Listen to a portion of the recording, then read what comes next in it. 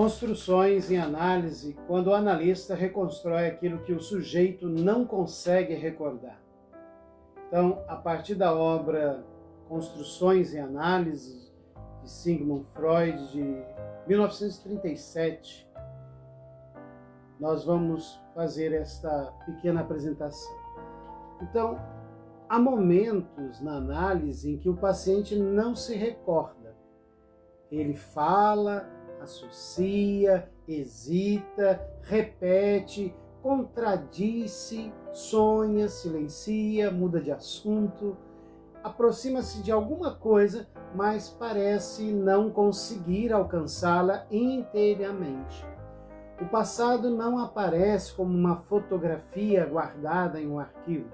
Ele retorna de maneira fragmentada, numa escolha amorosa, num medo aparentemente desproporcional, numa reação corporal, numa repetição, numa culpa sem nome ou numa angústia cuja origem o sujeito desconhece. É diante desse limite de recordação que Freud, em 1937, escreveu um dos seus textos mais importantes e, ao mesmo tempo, mais delicados, Construções em Análise. A questão central desse trabalho poderia ser formulada assim: o que faz o analista quando aquilo que foi recalcado não pode ser diretamente lembrado pelo paciente? Freud responde introduzindo a ideia de construção. Entretanto, é necessário esclarecer, desde o início, construir em psicanálise não significa inventar uma história para o paciente. Também não significa completar diretamente ou arbitrariamente as lacunas de sua memória. Muito menos significa colocar palavras na boca do analisando ou convencê-lo de que determinada narrativa é verdadeira ou falsa. Uma construção analítica é uma hipótese elaborada a partir dos fragmentos que aparecem no tratamento. Lembranças, sonhos, atos falhos, sintomas, repetições, resistências, afetos, formas de relacionamento que se atualizam na transferência. O analista não escreve a biografia do paciente. Ele procura reunir vestígios de uma história que continua agindo, embora já não possa ser integralmente recordada. Então, interpretar não é o mesmo que construir. Freud estabelece uma distinção importante entre interpretação e construção. Interpretação geralmente se dirige a um elemento particular do material analítico, um sonho, um lapso, uma resistência, uma associação, uma determinada manifestação transferencial. A construção, por sua vez, possui uma abrangência muito maior. Ela procura articular diferentes fragmentos e propor uma possível sequência da história psíquica do sujeito. Uma interpretação poderia apontar, por exemplo, que o silêncio de um paciente diante do analista manifesta resistência ou hostilidade. Uma construção poderia sugerir que, em sua história, expressar raiva significava correr o risco de perder o amor das figuras das quais dependia. Por isso, o silêncio teria se tornado uma forma de preservar o vínculo, ainda que às custas do próprio desejo. A construção não trata apenas do acontecimento exterior. Ela procura compreender a maneira como esse acontecimento foi vivido, fantasiado e inscrito psiquicamente. Duas pessoas podem atravessar situações semelhantes e produzir organizações psíquicas profundamente diferentes. Então, a psicanálise não pergunta somente o que aconteceu. Ela também pergunta o que isto representou para este sujeito e ainda de que maneira essa experiência continua sendo repetida no presente. Então, o passado não está morto. A originalidade da psicanálise está em compreender que o passado não permanece simplesmente atrás de nós. Aquilo que não pode ser elaborado continua retornando. O sujeito pode não recordar conscientemente uma experiência, mas pode repeti-la em suas relações, pode escolher parceiros que reencenam antigas formas de abandono e pode submeter-se a autoridades que reproduzem figuras opressoras do que da sua infância, e pode fugir de situações que despertam antigos sentimentos de desamparo. Então a memória pode falhar, mas a repetição insiste. Por isso, o trabalho analítico não depende exclusivamente de lembranças conscientes. Muitas vezes aquilo que não aparece como memória retorna como atuação. O sujeito não diz apenas aquilo que lhe aconteceu, ele também mostra. Mostra na transferência, na resistência, no modo que chega atrasado, no medo de decepcionar o analista, na necessidade de agradá-lo, na expectativa de ser rejeitado ou na certeza antecipada de que será abandonado. Então, a construção analítica, ela nasce da escuta desses movimentos. O analista não observa somente o conteúdo do discurso, ele escuta também a forma pela qual o sujeito se posiciona diante de sua própria história.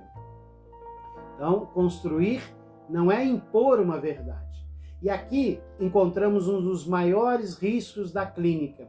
O conceito de construção pode ser utilizado de maneira equivocada para justificar uma postura autoritária do analista. O analista poderia acreditar que, por possuir conhecimento teórico, sabe mais sobre o paciente do que o próprio paciente.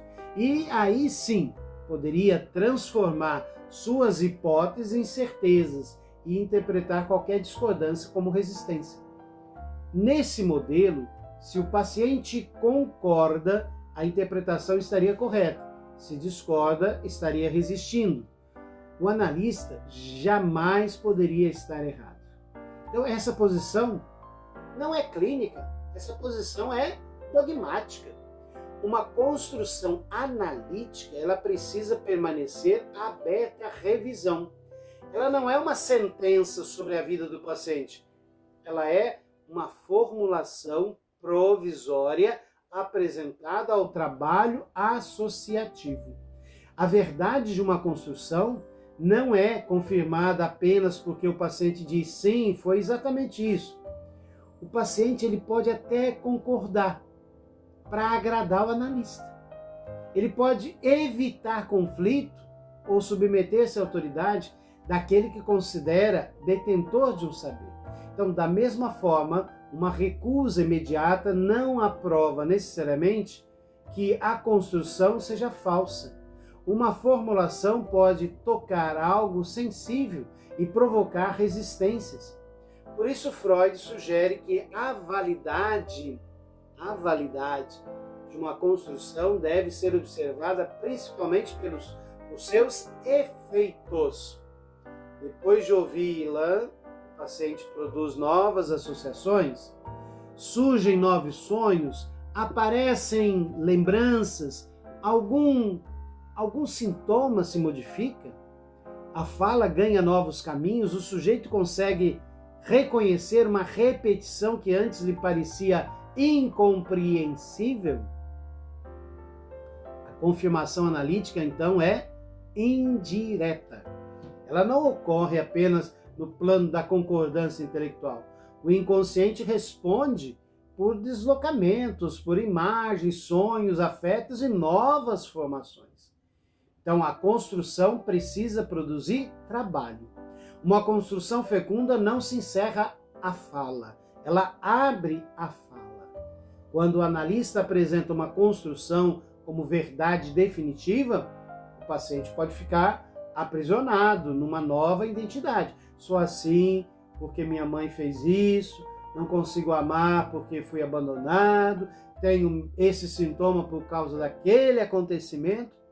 Embora essas formulações possam até conter elementos verdadeiros, elas também podem transformar a análise numa explicação fechada. O sujeito passa a utilizar a narrativa como justificativa e não como possibilidade de elaboração. Então, a construção analítica não deve funcionar como um rótulo explicativo. Seu objetivo é produzir trabalho psíquico. Ela precisa permitir que o paciente associe, questione, recorde, contradiga, acrescente, retifique e encontre sua própria posição diante daquilo que viveu. Uma construção não deve retirar a responsabilidade do sujeito, mas também não deve culpabilizá-lo. Responsabilidade em psicanálise não significa afirmar que a pessoa escolheu conscientemente sofrer. Significa ajudá-la a reconhecer como ela participou dentro dos limites de sua história, das repetições que hoje se aprisionam. Então, o sujeito não é culpado por tudo que lhe aconteceu, mas pode tornar-se responsável pelo destino que dará aquilo que lhe aconteceu. Então, a verdade histórica e a verdade psíquica. É um outro ponto fundamental do texto de Freud, diz respeito justamente ao problema da verdade. A psicanálise não trabalha como uma investigação policial que busca reconstituir objetivamente cada detalhe do passado. Não. Evidentemente, os acontecimentos reais importam. Violência, abandono, humilhação, negligência, invasões não podem ser reduzidas a meras fantasias. No entanto, a realidade psíquica também possui efeitos concretos. Uma criança pode interpretar uma ausência como rejeição, uma repreensão como perda de amor ou o nascimento de um irmão como prova de que foi substituída. Mesmo que essa não fosse a intenção dos adultos, a experiência pode ter sido psiquicamente registrada deste modo. Isso não significa que todas as narrativas sejam igualmente verdadeiras, significa que a psicanálise precisa trabalhar simultaneamente com o acontecimento e com o sentido que o sujeito atribui a ele. A verdade analítica não é apenas factual, ela é também afetiva, fantasmática, ela é relacional. Então, uma construção pode não reproduzir cada detalhe histórico, mas pode alcançar uma verdade sobre a posição ocupada pelo sujeito. A criança que acreditava precisar cuidar de todos para não ser abandonada, o filho que aprendeu que desejar era perigoso, a menina que passou a confundir amor com submissão, o adulto que continua esperando dos outros a reparação que nunca recebeu. Essa verdade não é uma fotografia do passado, é uma estrutura que continua organizando o presente. Então, construção e transferência. A construção não é feita fora da relação analítica, ela nasce dentro da transferência. Então, o paciente não apenas conta a sua história ao analista, ele começa pouco a pouco a atualizar partes dessa história na relação com ele. Um paciente que viveu sob constante julgamento pode imaginar que o analista o critica em silêncio.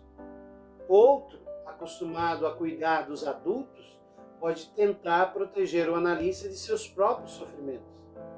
E alguém marcado por abandonos pode interpretar as férias do profissional como rejeição pessoal. Então, essas experiências não devem ser tratadas como simples erros de percepção. Elas constituem vias de acesso à realidade psíquica do sujeito. A transferência, ela permite que aquilo que não pode ser recordado seja vivido novamente. Mas o objetivo da análise não é repetir indefinidamente o passado. É permitir que a repetição seja reconhecida, simbolizada e transformada. O analista ocupa temporariamente lugares antigos, mas não deve confundir-se com eles. Ele precisa suportar ser percebido como quem abandona, controla, julga, seduz sem responder automaticamente a essas posições. Então, o seu trabalho consiste em ajudar o paciente a compreender por que determinados lugares organizam repetidamente em seus vínculos. Então, nesse sentido, a construção não diz apenas isso aconteceu no passado. A construção também mostra isso está acontecendo agora entre nós sob uma nova forma. Então, a delicadeza do tempo analítico. Nem toda construção corre correta, digamos assim, nem toda construção correta deve ser comunicada imediatamente. Na clínica, não basta saber o que dizer, é preciso considerar quando, como, em que condições dizer. Uma formulação apresentada prematuramente pode ser vivida como invasão. O paciente pode ainda não possuir recursos psíquicos para aproximar-se de determinado conteúdo. Ele pode escutar a construção como acusação, como um novo diagnóstico, como uma imposição. Então, o analista precisa respeitar o tempo da elaboração. A pressa interpretativa frequentemente revela mais ansiedade no analista do que disponibilidade no paciente. E, mais do que nunca, há analistas que interpretam para demonstrar conhecimento. Outros o fazem para eliminar rapidamente o silêncio ou a incerteza. E há também aqueles que necessitam que o paciente confirme suas hipóteses para se sentirem seguros. Mas a clínica exige tolerância ao não saber. Então, construir não é preencher apressadamente todos os vazios. Alguns vazios precisam permanecer abertos até que o paciente possa aproximar-se deles. O silêncio analítico não é a ausência de trabalho. Muitas vezes é o espaço necessário para que algo ainda não representado comece a encontrar palavras. Então, o analista é, como Freud diz, como um arqueólogo. Mas nós temos uns limites nessa metáfora também. Porque Freud compara o trabalho, como uma questão arqueológica. Só que o arqueólogo encontra ruínas, fragmentos, objetos dispersos. E a partir desses vestígios ele procura reconstruir uma civilização que já não pode ser observada diretamente. O analista também trabalha com restos, fragmentos, lembranças isoladas, sintomas, sonhos, repetições, afetos aparentemente em contexto. Mas existe uma diferença decisiva. As ruínas arqueológicas não respondem ao arqueólogo. O paciente responde. Ele associa, resiste, sonha, corrige, sofre, transforma-se. O objeto da investigação analítica é também um sujeito vivo, implicado na própria reconstrução. Por isso, o analista não pode trabalhar sozinho. A construção verdadeiramente analítica, ela é realizada entre analista e analisando, ainda que cada um ocupe uma posição diferente.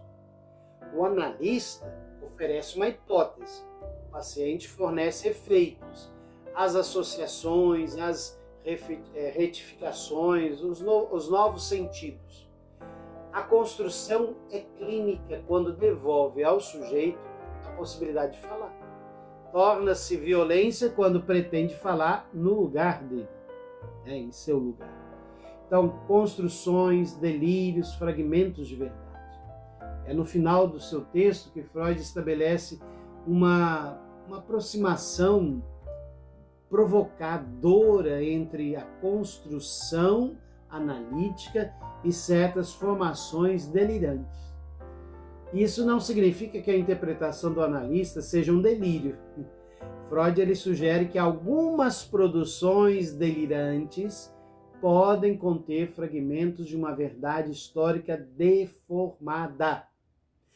O delírio seria uma tentativa de reconstruir uma realidade que se tornou insuportável ou que foi profundamente desorganizada. Então há nele não apenas ruptura, mas também um esforço de reparação. E essa reflexão exige um enorme cuidado clínico. Em vez de perguntar apenas como eliminar determinada produção, a psicanálise vai perguntar qual função ela desempenha para o sujeito. Que realidade ela tenta reorganizar? Que fragmento de experiência procura representar? E que ruptura tenta suturar? O sintoma, o delírio, a repetição não são meros absurdos. Eles possuem uma lógica. Isso não significa romantizar o sofrimento, né, gente? Ou negar a necessidade de acompanhamento médico e até psiquiátrico quando necessário. Significa reconhecer que mesmo nas formações mais desconcertantes, existe uma tentativa do psiquismo de encontrar alguma organização. Então, a escuta analítica procura alcançar o fragmento de verdade que sobrevive dentro da deformação. Atualidade de construções e análise. O texto, então, de 1937 continua atual, porque nós vivemos numa época fascinada por explicações rápidas. As pessoas recebem diagnósticos, rótulos, interpretações em poucos minutos. Vídeos nas redes sociais, né? Explicam traumas, estilos de apego, relações familiares, transtornos psíquicos por meio de listas simplificadas. Tudo parece receber uma causa imediata. Mas o sujeito humano não cabe numa fórmula. A psicanálise não pode transformar-se em uma máquina de produzir explicações sobre os outros. Uma construção clínica exige tempo, exige vínculo, escuta, prudência, disponibilidade para reconhecer o erro. Não é porque uma explicação parece coerente que ela necessariamente corresponde à verdade do paciente. Uma narrativa pode ser intelectualmente elegante e clinicamente estéril. O critério não é a beleza da teoria. O critério é a possibilidade de produzir elaboração. A boa construção não faz o paciente admirar a inteligência do analista. Não. Ele faz com que ele comece a escutar algo de si mesmo que ainda não conseguia formular. Então nós temos que construir para que o sujeito possa reescrever. Em análise, não podemos alterar aquilo que aconteceu. Jamais. Não podemos oferecer ao paciente uma infância diferente. Não podemos apagar perdas, desfazer violências ou devolver relações que foram interrompidas. Mas podemos ajudá-lo a modificar a posição que ocupa diante da sua própria história. O passado não muda como acontecimento, não, mas pode mudar de lugar na vida psíquica. Aquilo que antes era destino pode tornar-se memória. Aquilo que retornava como repetição pode adquirir representação. Aquilo que parecia apenas como sofrimento corporal, angústia ou ato pode começar a ser colocado em palavras. Construir em análise não é fabricar um passado, gente. É criar condições para que o sujeito reconheça os fragmentos de sua história e deixe de ser governado cegamente por eles. A análise não oferece uma narrativa perfeita. Uma história humana jamais fica inteiramente completa, gente. Sempre haverá lacunas, perdas, elementos impossíveis de recuperar. A maturidade analítica não consiste em preencher todos os vazios, mas em tornar possível viver sem esses vazios precisem continuamente serem preenchidos por sintomas, submissões, repetições destrutivas. Então vamos agora para as considerações finais desta nossa pequena apresentação. Talvez possamos concluir com uma pergunta: quem está escrevendo a história que repetimos? Quem está escrevendo a história que repetimos? Muitas vezes acreditamos estar fazendo escolhas livres, quando na verdade respondemos a roteiros antigos. Procuramos no presente os personagens de um passado que não conseguimos recordar e repetimos relações esperando inconscientemente que desta vez tenham um final diferente. A construção analítica torna visível esse roteiro, mas ela não deve substituir uma prisão por outra. O objetivo não é aprisionar o sujeito numa explicação sobre sua infância, sua família, os seus traumas. É permitir que ele deixe de viver como simples personagem de uma história inconsciente. O analista ajuda a construir aquilo que não pode e não pôde ser lembrado para que o analisando possa finalmente fazer algo diferente com aquilo que descobriu. Porque uma análise não termina quando encontramos uma explicação para o sofrimento.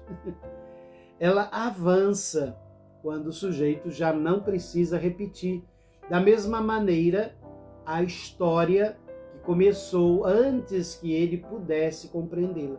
Construir, portanto, não é decretar a verdade do outro. Construir é aproximar fragmentos, formular hipótese, abrir caminhos para uma verdade singular e essa verdade possa de fato emergir. E talvez essa seja uma das tarefas mais éticas da psicanálise. Não dizer ao sujeito quem ele é, mas ajudá-lo a reconhecer aquilo que silenciosamente vem conduzindo sua vida para que ele possa assumir uma nova posição diante de sua própria história. Até a próxima!